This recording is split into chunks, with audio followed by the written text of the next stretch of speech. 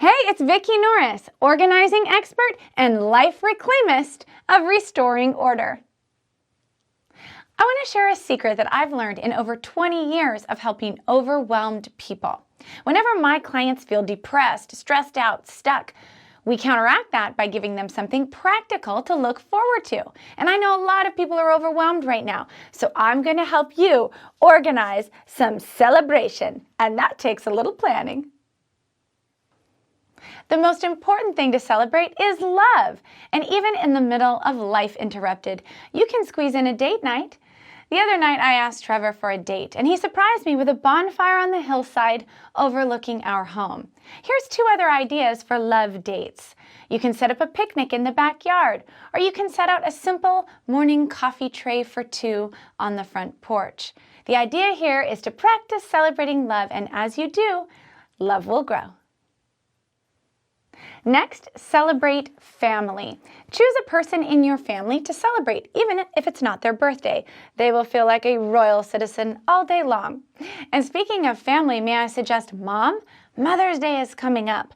And in addition to remembering her favorite fancy tea, moms love it when their families learn about them.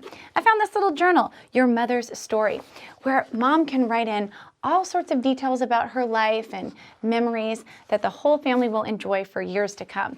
You can also get her to record an audiobook or hire a personal historian to capture her life story. The idea here is celebrate family by making them feel seen and special.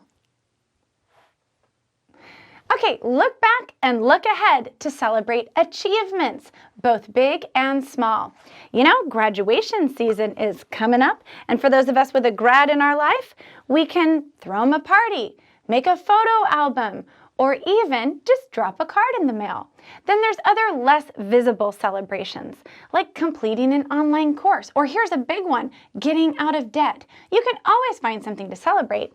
And you know, for those of us who are just celebrating getting through another day, I've got something for you.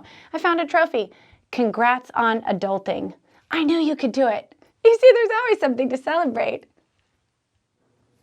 Okay, next, you're going to want to get all of your party supplies in one place so you can easily make any day special.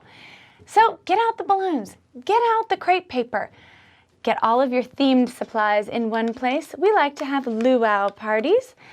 And I like to get the kids' supplies on hand too, because you know, we all need to lighten up a little bit right now.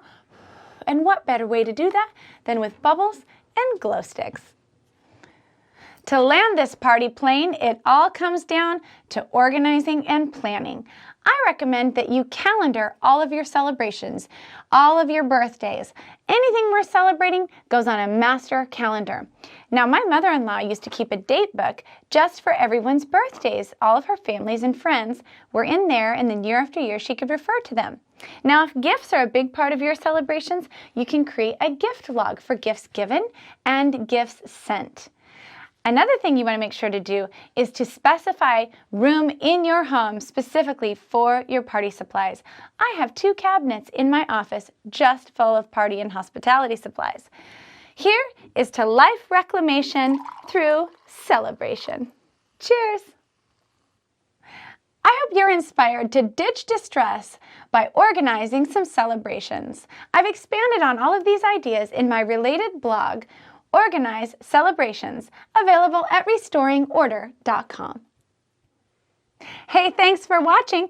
Be sure to subscribe to my channel and head on out to restoringorder.com for great life reclamation and organizing ideas.